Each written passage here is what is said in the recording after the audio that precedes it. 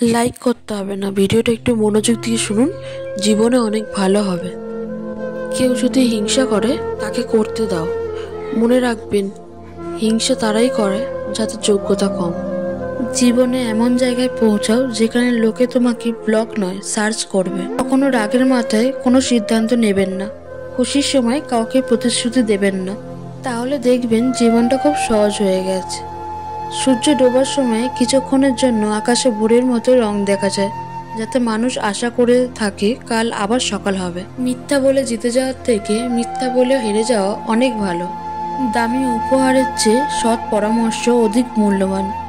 ভালো বই পড়া মানে গত শতাব্দীর সেরা মানুষের সঙ্গে কথা বলা। তর্কের চেয়ে নীরবতা ভালো। প্রতিশোধ নেওয়ার চেয়ে রাস্তা বদলে ফেলা ভালো।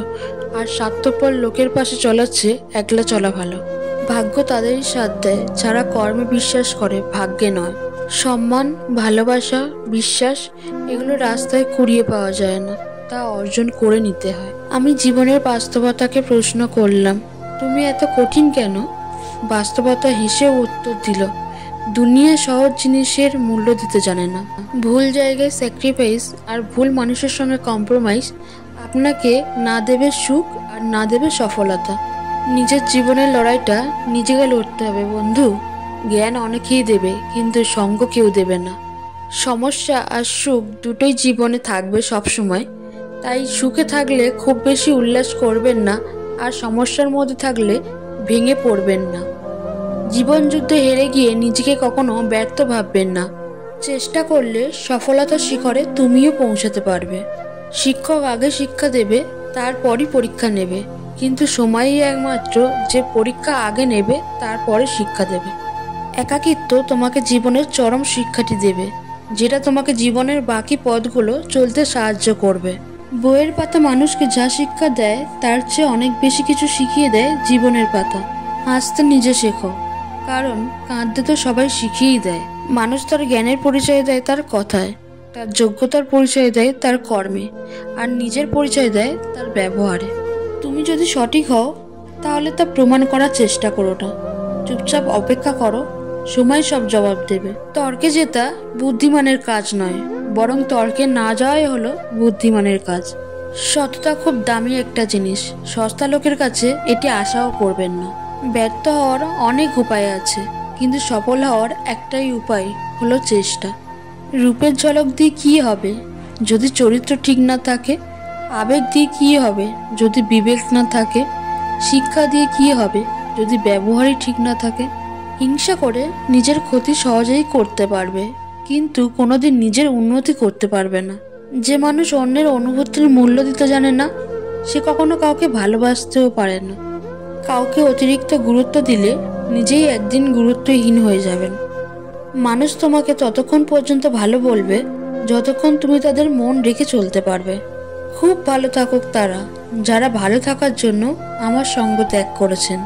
যোগাযোগ ছাড়া কোনো সম্পর্ক তৈরি হয় না, সম্মান ছাড়া কোনো ভালোবাসা পূর্ণতা পায় না, আর বিশ্বাস ছাড়া কোনো কিছুই দীর্ঘস্থায়ী হয় না। বদলে যাওয়াটা সবাই দেখলেও বদলে যাওয়ার কারণটা কেউ জানতে চায় না।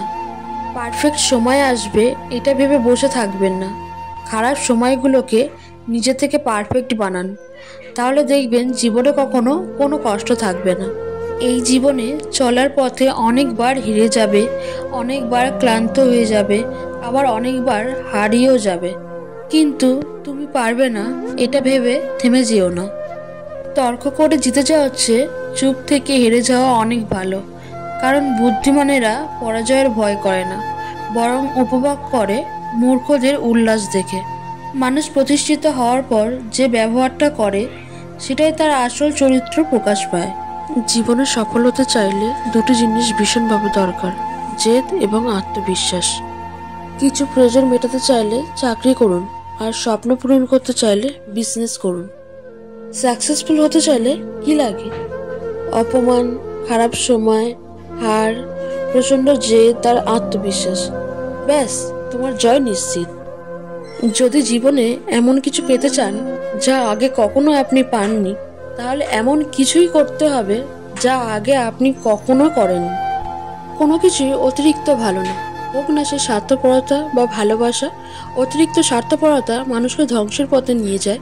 হয়তো সাময়িকভাবে সুখ দিলেও কিন্তু তা দীর্ঘস্থায়ী হয় না।